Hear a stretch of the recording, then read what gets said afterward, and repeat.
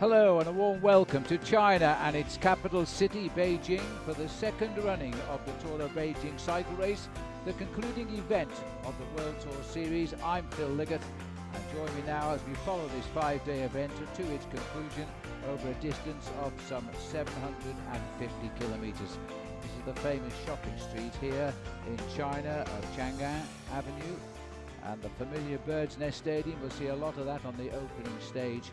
The scene of the Olympic Centre of the Beijing Olympics here in 2008. The race will be starting outside the Forbidden City, which is the Imperial Palace and home of 24 emperors of the old dynasties.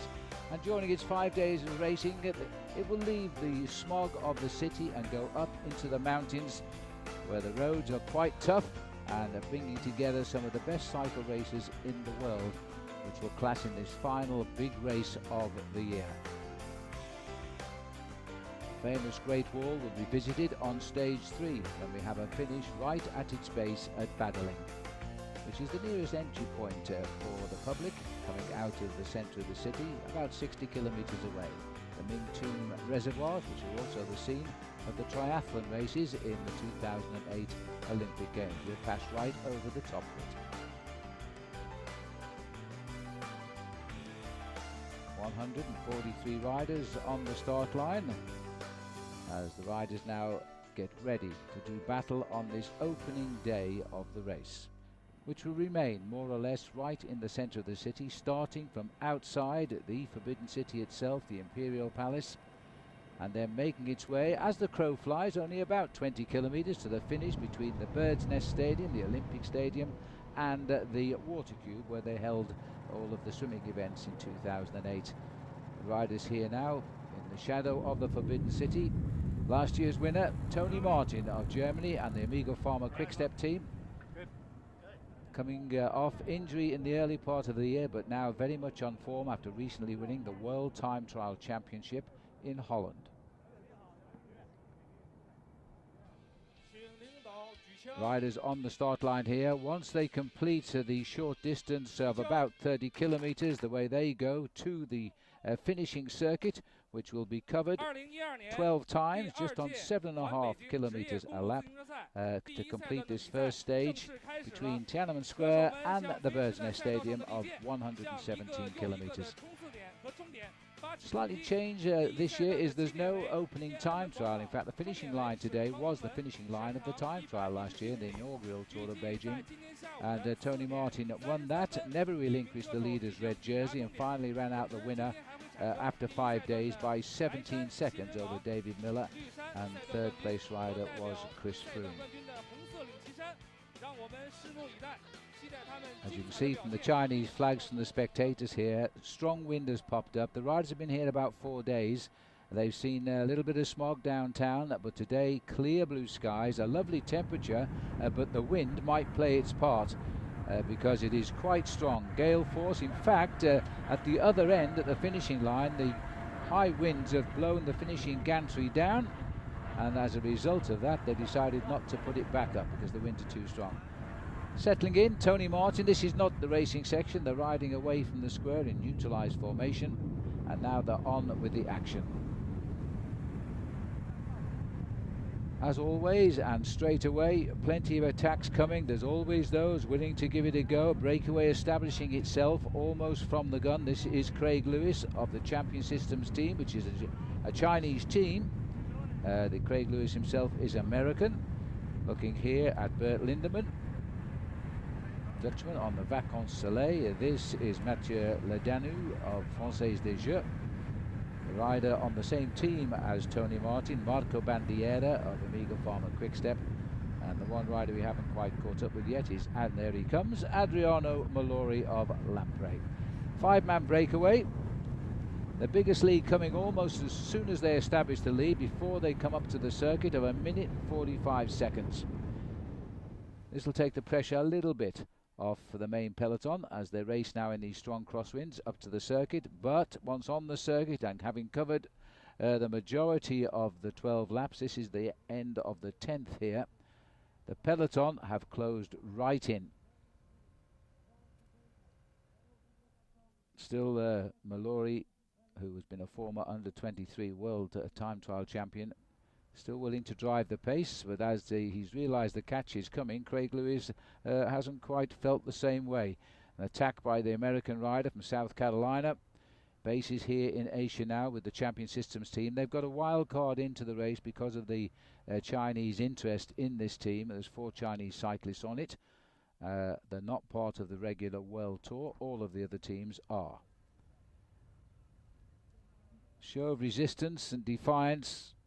It's not going to amount to much now. The peloton have everybody under control here as they head towards the first stage finish.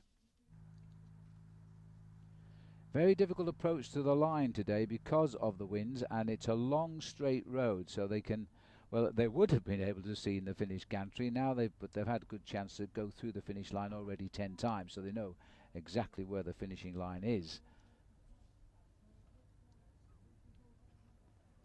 Team of BMC here now. Martin Kohler in second place. 2 Swiss riders on the front. Danilo Viss at 3 kilometers there, sitting on the front now. Ominous lineup of riders just behind, all on the Lotto Belisol team from Belgium. About 5 or 6 of the riders have got a good sprint finisher in Greg Henderson. Often likes to take out the first stage of big stage races, and just underneath 60 kilometers an hour here, picking up the tailwind. They will move to the right a little bit further on and then turn into the finishing straight. Interesting to see Team Sky have now got themselves involved in the front running here as well, because they've only got the minimum entry of riders. They've brought only 5 riders to this race. They're allowed up to 8, but they must start with 5. So they've just scraped the full team into this race. Alex Dowsett making a little bit of a move. 2 kilometers to go, stretching them off. There's still one more turn to come before they line up for the finish. Amiga Pharma Quickstep keeping the ride. The other difference on the race this year, they've introduced small time bonuses for the first 3 across the line of 10 seconds for the winner, 6 and 4. And they will decide the first day wearer of the yellow jersey today. Out on the course, it's Mathieu Ledanu who took the 2 small sprint bonuses in 3 seconds, giving him a total of 6. But the winner will get 10. So the first red jersey is at stake here. The orange jersey of Rabobank looking for their top sprinter, Theo Boss, who's still a little way down the line. He was up at the front earlier, a bit further back, and the white jersey is also there of the champion of Norway, and that is Edvard Boysenhagen, about the 5th or 6th man in line. He is a surprisingly very good sprinter when he wants to be, Edvard Boysenhagen. 2-time stage winner in the Tour de France last year. And that's probably why his team have been working on the front. Underneath, 1 kilometer to go to the finish. A perfectly straight road to the line. The team of Vacansoleil now trying to move up their riders on the sprint too as they continue. They've got a very good sprinter in Kenny Van Hummel. Orica Green Edge, the old Australian team, have moved to the front now. They've got Mitch Docker on the front setting the pace here. And just tucked in behind him is Juan Garate. He's been up there all day, but he's looking for Theo Boss to come and take up the running for him. But you know, on a long straight like this, the sprinters could misjudge this very easily as Theo Boss starts to open up the sprint now. On the left of our picture, they're trying to also give Adis Krupis a lead out for Orica Green Edge. He's the second rider there. But as they start to come up, Boysenhagen is making a run down the middle. He's got Elia Viviani on his back wheel. As they come up towards the line, Andrew Fenn of Great Britain is right on the front, but coming up on the right of the picture, Elia Viviani has snatched it on the line. Well, it took him a couple of days last year to win a stage. It was stage 4. This time he's opened up with a win on stage 1, and the Liquigas Cannondale Professional will claim the first leader's red jersey rather. And that was a little glimpse of Greg Henderson coming through. He must have been in the places, but this is a clear win and a perfectly judged sprint. Henderson just in the left of our picture there behind Boysenhagen. Absolutely delighted. Well, that's a great start, and Viviani hasn't won a race since March this year, and he's waited all the way till October to move back into the winner's podium. So there is the result of the day. Viviani, Andrew Fenn of Great Britain, Boysenhagen, Kenny Van Hummel and Gregory Henderson. Let's hear what Viviani has to say. What is is it about you and China? Because last year you won stage 4, this year stage 1. You obviously like it here. I think I am very strong in the final season. After the Vuelta, I have good legs, a good condition. I stay concentrated in my objective, and my objective is a win. And today I win. Well said, Eli Viviani there. Concentrated was the word he was struggling to reach, but he speaks great English. And he actually leads this race in the red jersey on time, the points jersey on the points, which is green on the points competition. And also he's the best young rider because he is still a young rider in the competition. A long future ahead of him and a great start. He won't like the second stage, I have to say, because it's quite hilly. But he'll be starting tomorrow in the red jersey. So the Bird's Nest Stadium here, which is the scene of the finish, is now the scene of the start of this second day of racing, as we now head out 126 kilometres. Every day the stages get longer on this event this year. And at Montogo is the finishing line, where Heinrich Hausler was the winner 1 year ago, and he's back in this race for Garmin Sharp. The arrival there of a very proud-looking Elia Viviani in his red jersey. Nothing in it overall, and our friends from China enjoying the occasion as well.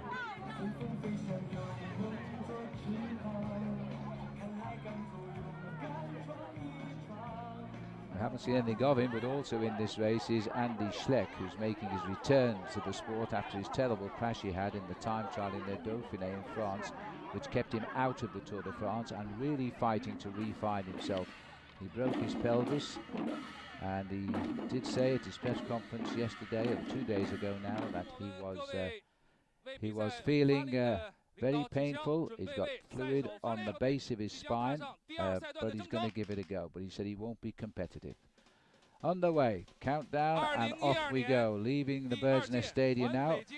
And unlike last year, moving a little bit away from the city of Beijing now as we go into the hills here, and stamping on those pedals is the Irish member of the American Garmin Sharp squad, Dan Martin, as he claims the top of the climb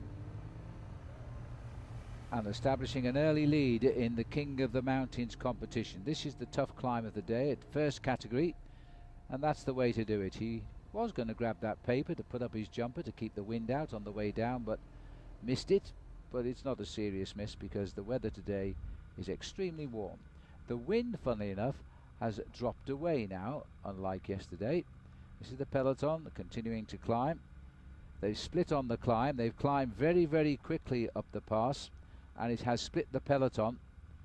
And I can tell you, among riders left behind, Andy Schleck is one of them. He wears 141 if you catch a glimpse. This is his teammate from New Zealand, Hayden Rolson, sitting at the back. He's also having a little bit of a struggle in this race.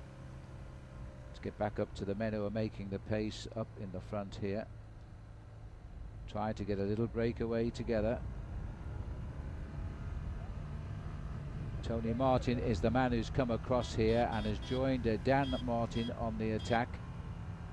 This is the sort of move that was not anticipated, so it means that Tony Martin is still looking for this. It's Wongarate, I think. No, it wasn't Wongarate there. It would have been Daniele Benati we caught a glimpse of up in that front group, but he's not going to be here for too long. It's a BMC rider, in fact, in that break, so it's Matthias Frank of Switzerland. Much better candidate for a breakaway in the hills than Daniele Benati.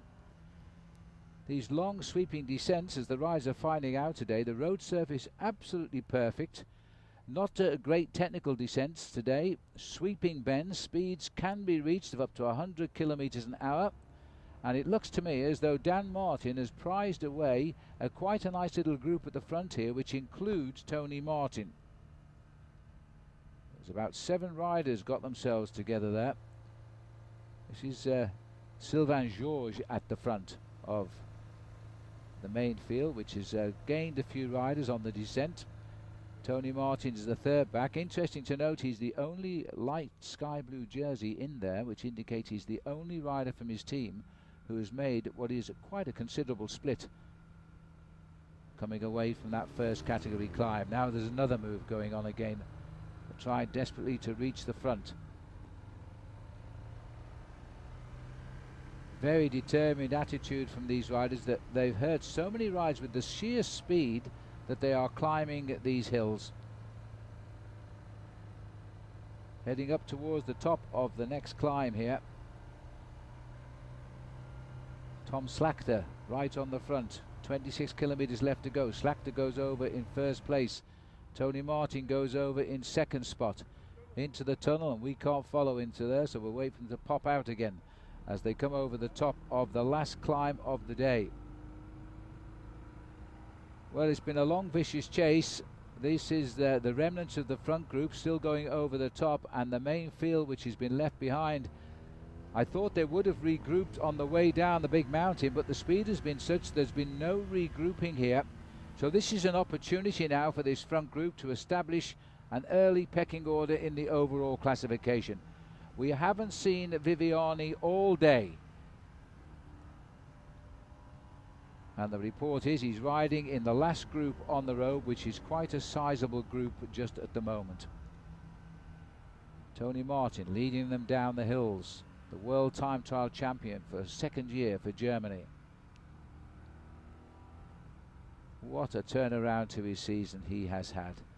He was seriously injured in collision with a car in April. He got ready for the Tour de France, where he crashed and broke his wrist. He recovered just in time to go to the Olympic Games in London, where he won a silver medal, and then a few weeks later a gold medal in Holland. Now he's here, defending champion. He did say he would try to be competitive even though the course doesn't suit him. Well, right now you'd think he was a born climber, because he's pulling away on the way down from this last mountain. A small group of riders there, which includes Slagter. Eros Kopecky is in that group. Nocentini, the Polish rider. Rafał Maćka is also there. Gavazzi, I think, might be tagged on in that lime green colour as well. The dark blue colours, rather, of Astana. But this is what we would call a cheeky move. He's tempted the riders to come and join him, and they don't seem to be able to control the chase at all. There is what's left of the main field at the front, and Tony Martin now has built a lead using his time trialing skills as he charges down into Montagut. Again, it would have been a perfect sprinter's finish. Just a little problem with the hills. Over the bridge here and over the river, he'll turn left at the top, and then he's got about 1.5 kilometers to the finish, and he's got himself quite a measurable gap at the moment. So not just a 10-second time bonus, but some space as well, and he knows it. Well, this is one of those days when Tony Martin will feel very special, because his victories normally come in the time trials when he races against the watch. So to a time trialist, the chance to win a road race is very special. This will be his first road race win of the day, but it may as well have been a time trial. He's finishing on his own, his 5th win of the year. Terrific welcome by the crowd here in Montagut. And now the clock starts. He already gets the 10 seconds win bonus. Now, he won this race overall a year ago by just 17 seconds. He's already got more than that now. Well, it'd be nice now to switch back and see who is leading the charge up. The group that split, you see, they're starting to reform in the home straight here. And I'm just wondering if Maćka has spotted it as they start the run for the line. That is Francesco Gavazzi in the Astana colours. Now, he is the best sprinter of this group, and I think he's about to prove it as he comes clear. Look at the clock counting now, about 46 seconds behind on the line as Gavazzi takes the second place. Eros Kopecky was there. Remnants of that leading group just behind.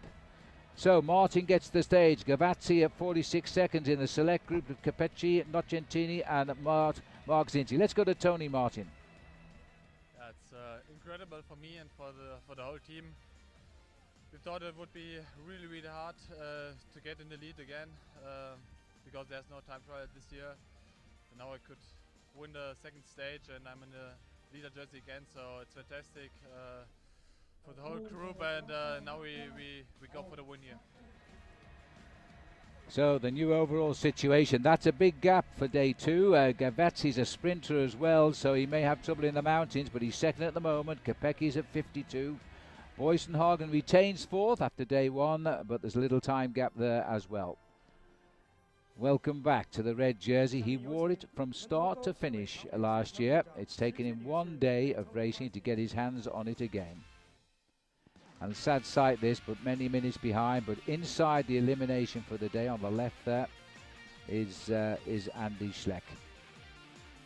Just shakes his head. He's disappointed. He knows that he's a long way behind top racing condition, and he is racing in the top event currently in the World Tour, Tour of Beijing. So Montogo, where the riders stay overnight, now celebrating their departure here of 162.5 kilometers as we head now towards the Great Wall of China at Badaling. Badaling is really the tourist destination if you come to Beijing on holiday. It's approximately 60 kilometers to the north, and it's the main entry point for tourism. The stretch of wall there is about 7 kilometers, of which I believe the public can actually walk about 3.5 kilometers, so it's a real special place to go. The gold helmet on the Beijing Olympic champion 4 years ago, Samuel Sanchez, I beg your pardon, as he signs in for the day. Dan Martin, the first leader of the King of the Mountains, on the right here. The red jersey, of course, is Martin, and the green jersey is Martin's as well, but it's being worn by Elia Viviani on loan, as if you can't wear two jerseys, then the second one goes to the rider in second place in the classification. And the white jersey on the shoulders there of the best young rider of Rafael Machinsky, although that jersey should be worn today by Elia Viviani. Complicated, isn't it?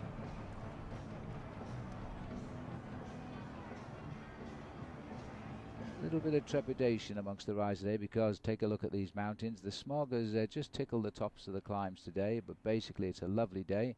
A little bit chilly up at the finishing line at Badaling, which is where we are, and logistically very difficult to set up the finish right in the shadow of the Great Wall itself. There are thousands of tourists already walking the wall at 11 o'clock in the morning. No big rush on this first climb of the day. The peloton seemingly happy to set a nice pace. First climb encountered just 19 kilometers into the stage of 162. This is Johnny Hugeland, the same rider that was involved in that terrible accident in the Tour de France last year when a media car catapulted him into a barbed wire fence. Thankfully he's fully recovered from that, and he rode the Tour de France again this year. Driving, he's got a teammate on the same squad of Vacansoleil up here. That's Pim Ligtaert in this breakaway as well. Andrei Grivko, who had a good finish here a year ago overall, and so he is in this breakaway as well. Over the top of the Mingtoon reservoirs, the gap is approximately 3 minutes and 15 seconds at this point, chasing down these riders. They've just come through the town of Changping, which is where we will finish from tomorrow. They'll race back to that town tomorrow. Slightly different route. Hugeland taking a last drink here, because the peloton are beginning to show signs of closing in. Now, once they get over the reservoirs, and they already are here, then they are going to find the roads will narrow. They'll switch on to the other side of the freeway underneath, not across the main road, and then they'll start the climb up towards the finish at Badaling. Now, it is only a third category climb, but here it is. This is the breakaway. The peloton are about 30 seconds back of them now, and it's George Bennett here just checking them out. He's 3 minutes 15 behind Tony Martin overall. He had that on the road at one stage, but now it looks as though it is curtains. See the peloton in the distance there. This is Christian Meyer, the Canadian member of the Australian Orica Green Edge squad. Still believes he has a chance. The breakaway in the middle, a little bit undecided whether to wait or to try and catch up again with Christian Meyer here. But as they steadily lose ground, this is a long climb which gets a little bit steeper as they come up towards the finish. And of course the majority of these riders, if not all of them, have never seen this finishing road. We're not actually very, very far away from the Olympic Games road race and time trial, especially when we reach the finishing line, but it's not the same road. Back in 2008, and I think it's all over for the Vancouver rider as he drops back into the field. Once they come all together, there's still about 6-7 kilometers to go up towards the finish. The fact that the blue jerseys here of Garmin Sharp have come to the front, to me, tells me that they might be trying to get Dan Martin to win the stage. There are mountain points right on the finishing line as well. He's leading in that competition. He got second at the first climb today, and then the breakaway started, so he's done all right. He's consolidated his lead in the polka dot jersey. This looks to me as though it's Sylvain Georges having a little go here. French rider on AG2 La Mondiale. They could do with some World Tour points. They're desperately below the bottom of the league table at the moment. Again, demonstrating the speed that these professionals climb these slopes. It's very difficult to get off the front. The bits of wires dangling there of Sylvain Georges, his race radio. Whether it's connected or not is debatable right now. The freeway is running on the right. It's also a heavy grind for the heavy lorries. In fact, this is Sylvain Georges going past the lorry that's climbing up the freeway here. Absolutely in parallel and clearly going quicker than the lorry, which is probably climbing at around about 20 kilometers an hour, I would think. Now, interesting to note the third man in the line there behind the race leader of Tony Martin. It was indeed Edouard Boysenhagen, who's very consistent. This is an attack by Igor Anton. Immediately they caught Sylvain Georges. It's a very good moment to attack as Igor goes clear of the field. He's proving to be the strong man in this race on Euskadel, the north of Spain Basque team. Just chopping off those corners, making the most of it as he continues. And still quite a big peloton down there, so the pace not breaking them up like it did in the climbs yesterday to Montaut. And coming up behind Anton here and having left that group is Edvard Boysenhagen, the Sky Rider, the champion of Norway, who won his home Tour of Norway this year, which is a very pleasurable occasion for him. And he had a very strong Tour de France in the services of his two British teammates, Bradley Wiggins and Chris Froome, who finished first and second in the Tour. 3 kilometers to go. It looks as though the big initial surge by Anton has left him with nothing in the tank to try and go now with Boysenhagen. 17 seconds, that is a big gap as we're now looking for the final kilometer here. We're just on the side of the wall.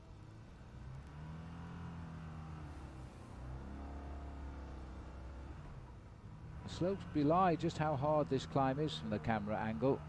He now comes within range of the finish, and it looks as though Boysenhagen is going to win this stage at 400 meters. Be nice to have a look back just about now, just as he did. He has a sharp right-hand turn at 200 meters from the finish. He's coming up towards that turn now. He had 17 seconds at a kilometer to go. His face a picture of pain here as he's now into the barriers at 300. Man, the peloton's there at 14 seconds to go. It's Tony Martin on the right of the picture. Again, we have those 3 small time bonuses for the first 3 riders, and Dan Martin, giving credit to his team to put him into this position, is coming off the corner first there. And Gavazzi is in second place behind Dan Martin, but they can't catch Boysenhagen now because he's in the last 50 meters. But they're going to have a go as Martin goes for him, and Boysenhagen is fading fast and on the line. Can you believe that? In fact, it is Gavazzi who's got it, the sprinter in the mountains, takes 10 seconds. And I think if we look carefully at the wheels on the right and the middle, it's almost unthinkable, but Boysenhagen has only finished in 3rd place. He gets just a 4-second time bonus there. A 2-second time bonus, sorry. And there's the winner, Francesco Gavazzi has got the win, and all of the riders in that chase timed in the same second, which means the red jersey will stay on the shoulders of Tony Martin. And there is the man who gets his first win of the year. And by the way, he does speak English, but we spoke to him in Italian. We're with Francesco Gavazzi. Fantastic victory today. Una meravigliosa vittoria oggi, Francesco. Sì, una vittoria che aspetto da tutto l'anno. It's a victory I've been waiting for all year. Arrivare qui a fine stagione in Cina ha un sapore particolare. And to arrive at the end of the season and win a stage in China is really wonderful. Did you think that you were going to catch Edvard Bosenhagen at the line because you only had a very short margin? Okay. Sì, pensavo all'ultimo chilometro che Bosenhagen ormai fosse imprendibile. Okay. He thought at the 1K mark he thought that Bosenhagen wasn't going to be reached. Ma a 200 metri ho visto che si stava avvicinando e sono partito con la volata e sono riuscito a passarlo negli ultimi metri. But then he realised at 200 metres he was able to reach him, and then he went with the sprint to beat him on the line. All right, well done today. Congratulations. Thank you.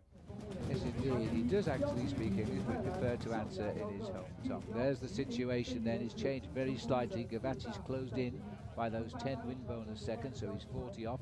Dan Martin stays 50. Bosenhagen 2 seconds further back. He closed in with a couple of seconds, as did Dan Martin as well.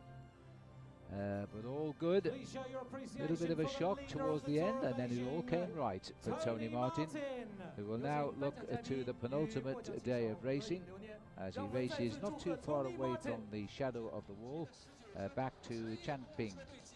165, this is Yanxing for the start today, and the longest stage so far, 165.5 kilometers, back to the town they passed through. And it wouldn't be China without a dragon dance, would it? And the drums.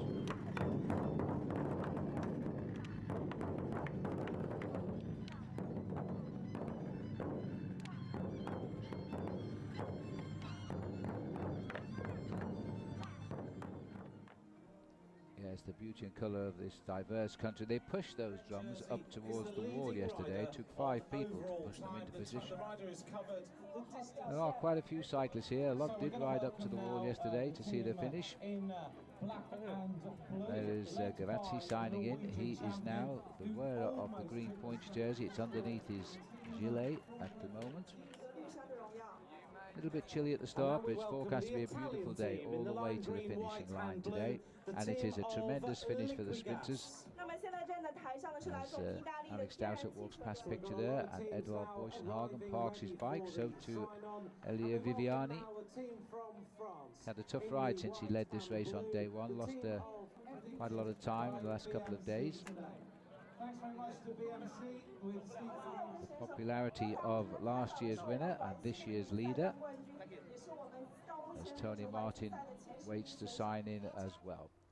The arrival now of the president of the Unicycliste Internationale, Pat McQuaid, in the centre right. Almost deafened themselves with the pistol shot, but we're underway. Longest stage so far of the day. It's a big left-handed circle of over 100 kilometers, and then they start to break away and turn towards the finishing line, where there are 3 hills. And right from the gun today, these riders have got clear. Jeremy Roy of France, Tim Kwiatkowski of Russia and Katusha, Alex Howes of Garmin Sharp, Mitch Docker of Orica Green Edge, and Alex Dowsett of Team Sky.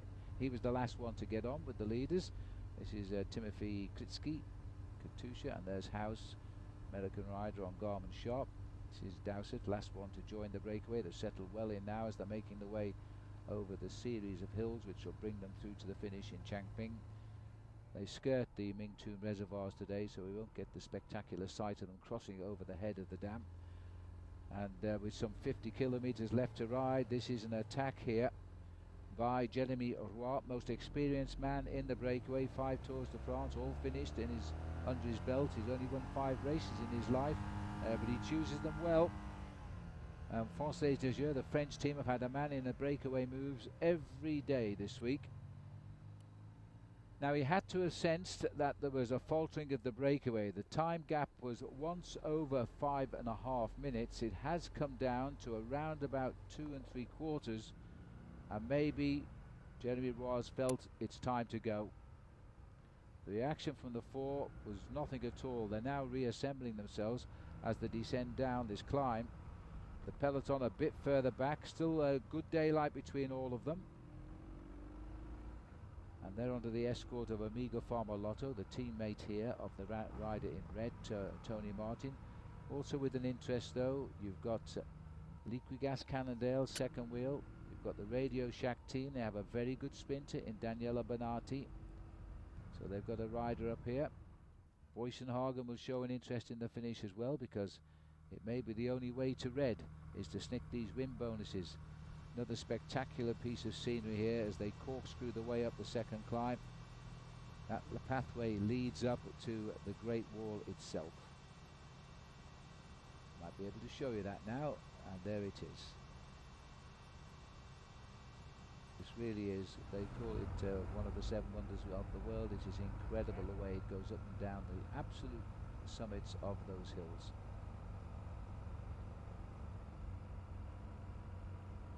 Well, the way these riders, this is Alex Howes doing his shirt of work, but it's about time to take a look over the shoulder, I think. These are the 4 chasers are going to be swept up, with Alex Dowsett up in second place. Further up the road here, at least 1.5 minutes advantage still for Jeremy Roy.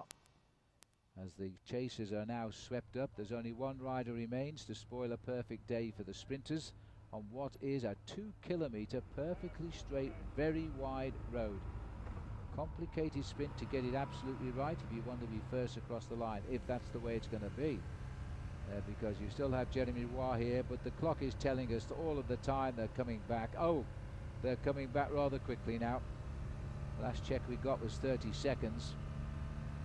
So this is fruitless now. He's still about 7 kilometres from the finish here. There's no way continuing to descend gently down towards the finishing straight, where he'll turn right onto the main road to finish, but I'm afraid he's going to see it from the rear view seat very shortly.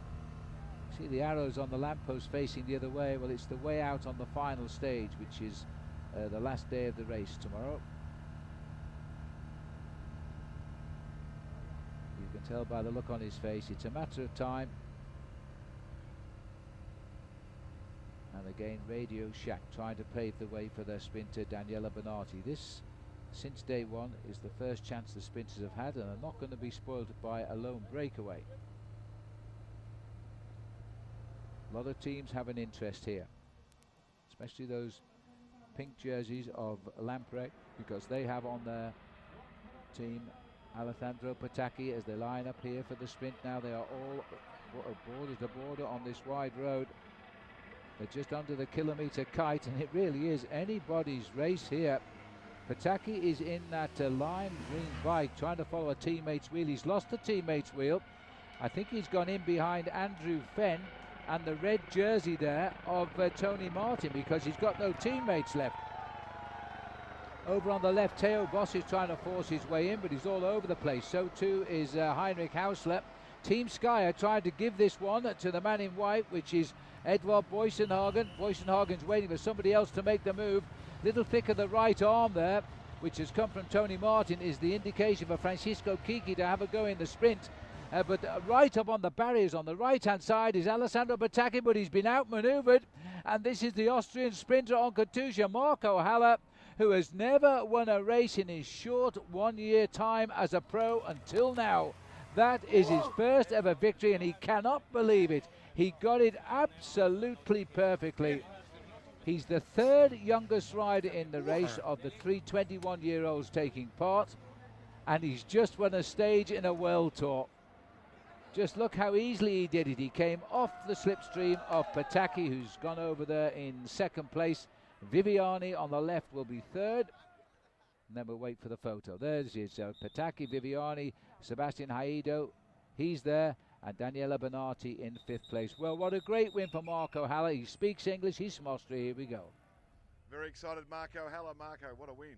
Yeah, I'm surprised by myself. I mean, I felt really strong on the climbs. So I told to my guys that I want to be the guy who should be lead out. The guys did a good job, and at the end it was Patacchi who lost his nerves and went for a very long one sprint, and I managed to go behind him and then passed him easily. And like with 100 meters to go, I was just thinking, oh my God, I'm gonna win, and then it's just perfect and insane. Well, the crowd certainly witnessing a great sprint there. There were actually 120 riders competing for first place, and one of the youngest riders in the race here, Marco Haller, actually came over the line in first place. So he's going to remember this as he salutes the crowd here in Changping. So he's the winner of the stage, but overall, with 1 day to go, Tony Martin still in the lead, 40 seconds ahead of Gavazzi, 50 on Daniel Martin and 53 on Eros Kopecky, as the riders here still sit there in the overall positions. And looking here, now there's just 1 day to go for Tony Martin. He pulls on the last leader's jersey. Will he, on the last day, make this a winner's jersey for the second successive year? Well, let's find out as we move on now to stage number 5 and head back into Changping Stadium for the start. The longest stage of the race, this 182.5 kilometers, as we race now to Pinggu. It is also a very, very hilly race, so indeed Martin should be pensive at the start here because his lead is not that great. And watch out for Edvard Boysenhagen here, who's now the leader of this race on points. He's still looking to win it overall. Again, another nice day, but the wind is blowing a little bit today. It looks as though Dan Martin, nearest camera here, has got up a little bit too early this morning as he yawns there before the start.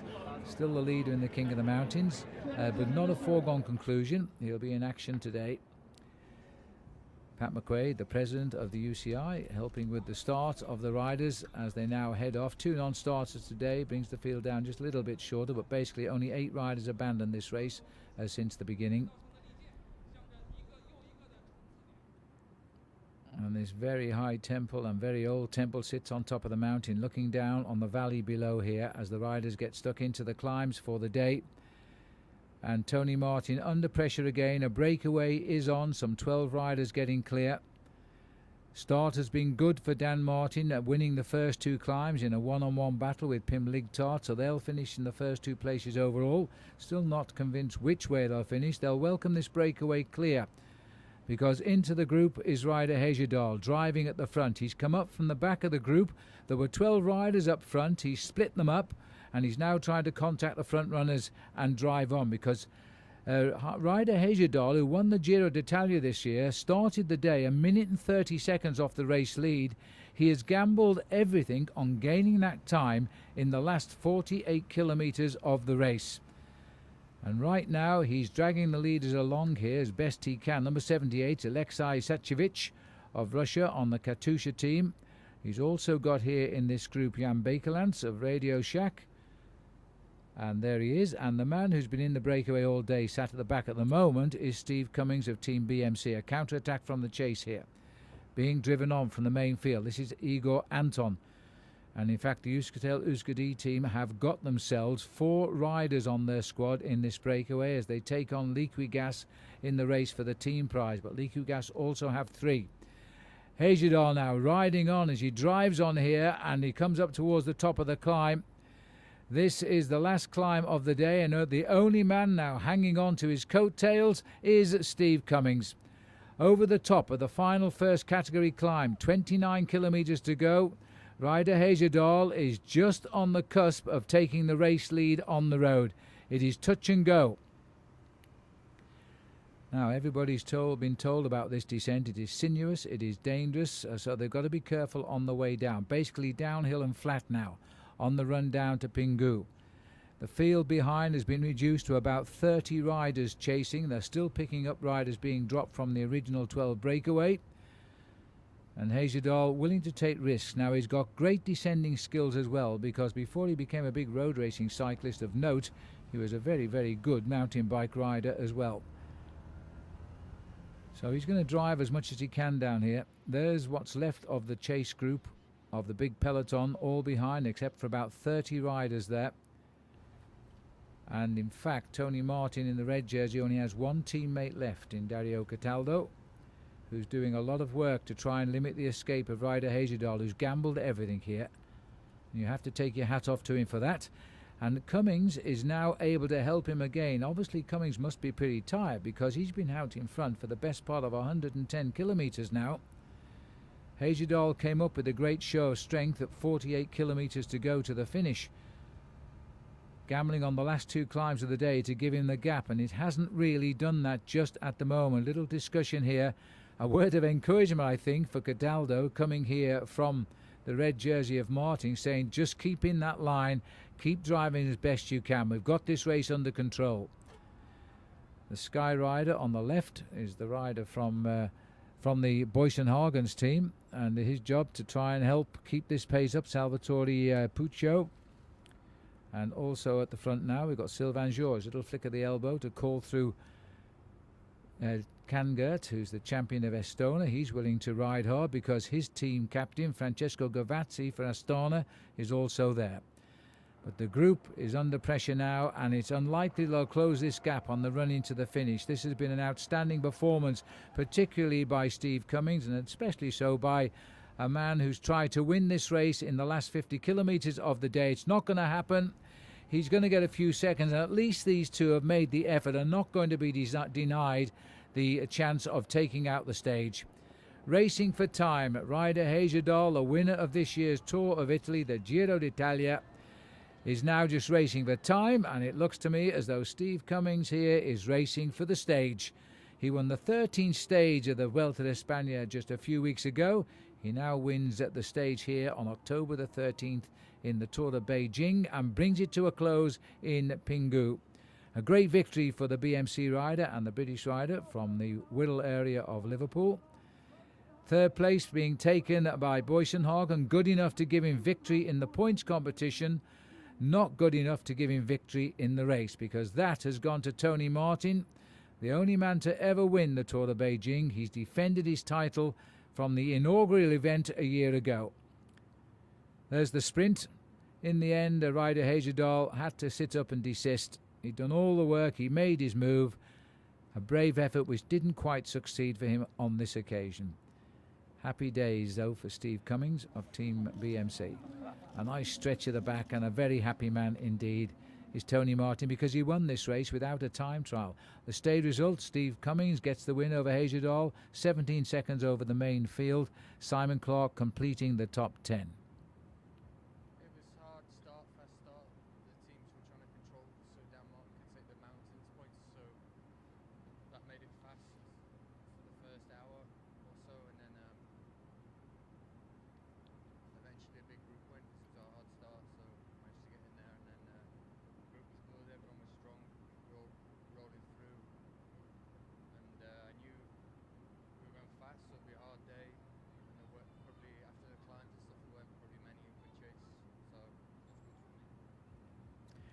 Yes, a great win, well taken for Steve Cummings. The crowd now witnessing him. Not only did he win the stage, he also was voted the most aggressive rider of the day, so he received a special award for that as well.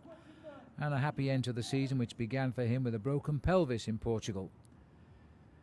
The overall standings, familiar to last year? Well, the winner certainly is Tony Martin, getting the victory this year by 40 seconds. He won by 17 seconds last year from David Miller. Gavazzi in second, Edward Boysenhagen in third. Let's have a word with him.